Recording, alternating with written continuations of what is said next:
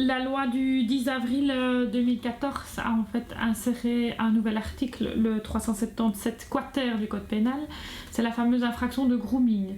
Cela permet en fait de poursuivre une personne majeure qui est entrée en relation par le biais de nouvelles technologies avec une personne mineure, et ce dans le but de commettre une infraction en matière de meurtre, ou une infraction de viol et d'attentat à la pudeur à l'égard d'une personne de moins de 16 ans.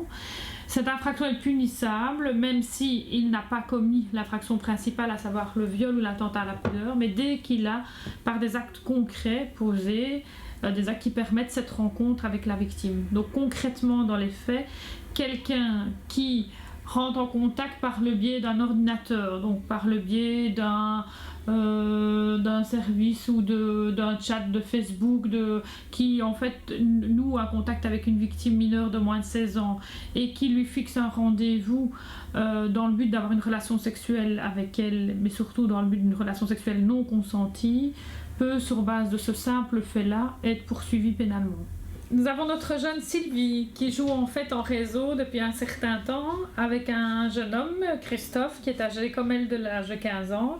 Ils ont l'idée l'un et l'autre de se rencontrer au centre pour pouvoir faire plus ample connaissance. Donc ils ont l'idée de se fixer un rendez-vous au centre-ville pour pouvoir faire des échanges par rapport à leur personnage. Et puis il s'avère que Christophe, âgé de 15 ans, n'est pas Christophe, mais est Robert de 55 ans qui a d'autres intentions à l'égard de la jeune fille, à savoir commettre à son égard un fait d'attentat à la pudeur ou plus grave un fait de viol. On nous a permis par la création de cet article dans le code pénal, l'insertion de cet article 377 quater du code pénal, de poursuivre cette personne majeure par le simple fait qu'il a effectivement posé ce rendez-vous et qu'il avait l'intention de commettre cette infraction. Il risque une peine d'1 an à 5 ans. Le but du législateur en créant cette infraction, c'est de poursuivre les prédateurs qui vont effectivement se servir des technologies modernes pour rentrer en contact direct avec leurs victimes, qui sont souvent des mineurs d'âge. Ici en l'espèce, il faut que la jeune fille soit, ou le jeune homme soit âgé de moins de 16 ans, mais c'est pour poursuivre effectivement les prédateurs qui rentrent en contact par le biais de Facebook, par le biais de n'importe quel réseau social, par le biais des jeux en réseau, et qui se font passer pour un jeune mineur qui ont les centres d'intérêt commun. Il ne faut pas imaginer qu'on n'arrivera pas à remonter l'auteur de l'infraction, qu'il commette ça par le biais de son GSM ou le biais des technologies, par le biais de son ordinateur. On arrive facilement à remonter avec une simple plainte de la victime, en travaillant parfois à partir de l'ordinateur de la victime. On arrive très souvent à remonter l'auteur.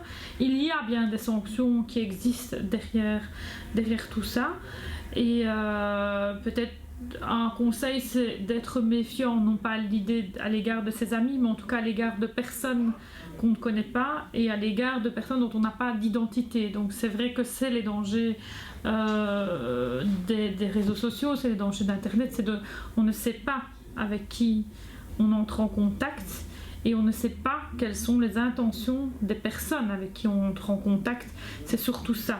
On sait simplement à l'heure actuelle qu'un grand nombre de pédophiles utilisent les réseaux sociaux pour entrer en contact avec leurs victimes. Ça, c'est une certitude. C'est le nouveau moyen aussi, ça c'est leur nouveau moyen à eux pour pouvoir trouver leur nouvelle victime. Une diffusion d'images pédopornographiques, puisque la jeune fille se trouve souvent en petite tenue ou nue complètement, elle est mineure d'âge, donc le fait de la diffuser, de l'auteur qui la diffuse, mais de ceux qui la reçoivent et qui eux-mêmes la rediffusent ou qui simplement la possèdent, on peut les poursuivre pour détention d'images pédopornographiques.